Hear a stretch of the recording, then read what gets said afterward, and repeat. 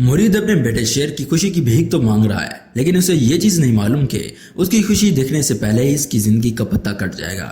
جی ہاں، میں سے ہی بات کر رہا ہوں، اس کا اپنا بھائی ہی اس کی زندگی کا پتہ کاٹے گا۔ جب سے شیر نے اپنے چچا کی پیمنٹس بند کی ہیں، اس وقت سے اس کے چچا اور اس کے بیٹوں کے ہوش ٹھکانے آ چکے ہیں۔ جب شیر کا چچا جاتا ہے شیر کے پاس پیمنٹ کی بات کرنے کے لیے، چونکہ اب ساری ذمہ داریاں جو ہیں پیمنٹس والی وہ شیر کے پاس آ گئی ہیں، تو اسی لیے اسے اب شیر سے سائن کروانا پڑے گا۔ وہ سائن کروانے کے لیے جاتا ہے شیر کے پاس۔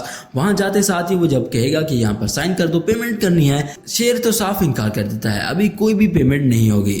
تو یہ بات سننے کے بعد اس کے چچا کو بہت زیادہ غصہ آئے گا۔ وہ کہے گا کہ یہ تم کیا کر رہے ہو؟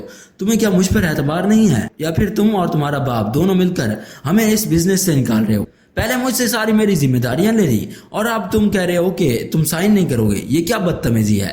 اس کے بعد کیا ہوگا، شیر کا چچا جائے گا سیدھا اپنے بھائی کے پاس شکایت لگانے کے لیے شیر کی۔ حالانکہ مرید خود بھی چاہتا ہے کہ سارے نظام شیر سنبھالے، اور اسی وجہ سے وہ چاہتا ہے کیونکہ شیر کوئی بھی دھاندلی نہیں ہونے دے گا، خاص طور پر اس کے اپنے بھائی کو یہ بزنس تباہ کرنے نہیں دے گا۔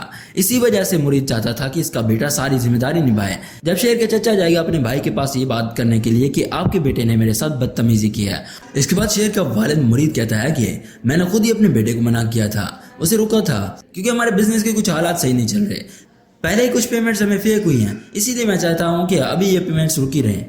اس کے بعد اس کا بھائی غصے میں آ جائے گا، اسے لگتا ہے کہ شاید اس کی اصلیت سب کے سامنے آ چکی ہے۔ حالانکہ مرید کو تو سب معلوم ہے کہ اس کا بھائی اس کے ساتھ کیا کیا کرتا ہے۔ اس کا بھائی نہیں بلکہ جو اس نے سانپ پال رکھا ہے بھائی کی شکل میں، اس نے اس کے ساتھ کیا کیا کیا ہے، کتنا بڑا دھوکہ دیا ہے، اسے سب کچھ اسے معلوم ہے۔ اب اس کے بعد اس کا بھائی سے غصے میں جب بات کرے گا نا، تو اس کے بعد پاسبل ہے کہ مرید سب کچھ سچ سچ اسے بتا دے کہ تمہاری ساری اصلیت مجھے معلوم ہے، تم میرے ساتھ کیا کیا کرتے آئے ہو، شروع سے لے کر اب تک مجھے دھوکہ دیتے آئے ہو، 8 سال سے جو بھی پیمنٹس ہوئی ہیں ساری نکلی تھی، مجھے معلوم ہے۔ میں اس لیے خاموش تھا کیونکہ میں نہیں چاہتا کہ ہم دونوں ایک دوسرے سے دور ہوں۔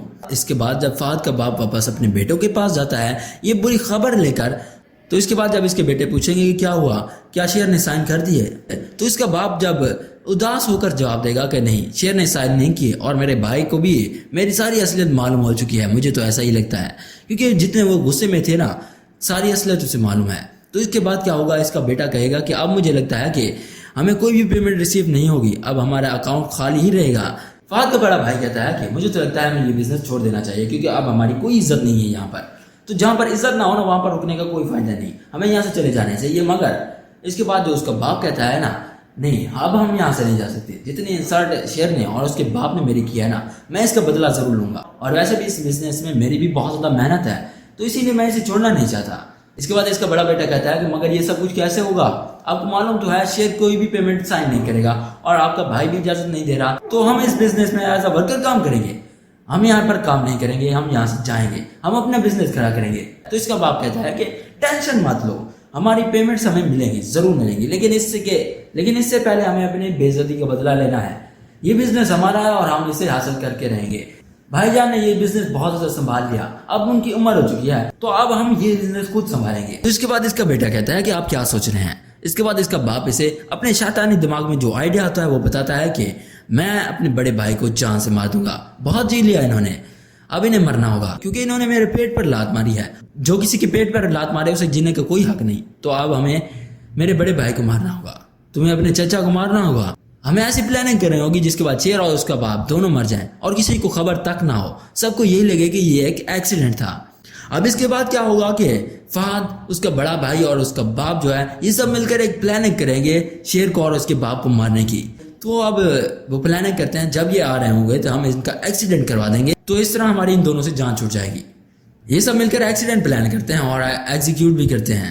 جب شیر اور اس کا باپ ایک ساتھ گاڑی میں آ رہے ہوتے ہیں تو رستے میں ان کا ایکسیڈنٹ ہوگا، اور ایکسیڈنٹ میں جو شیر کا باپ ہے وہ تو مر جائے گا، مگر شیر کسی طرح بچ جائے گا، اس کی حالت بھی بہت زیادہ خراب ہوتی ہے، مگر ڈاکٹر شیر کو بچا لیتے ہیں۔ اس کے بعد کیا ہوگا کہ جب اس کا چچا، شیر کا چچا دیکھتا ہے کہ شیر تو بچ گیا، اگر شیر زندہ رہ گیا تو یہ سارا بزنس اسی کا ہوگا، ہمارا تو اس میں کوئی حصہ نہیں ہوگا۔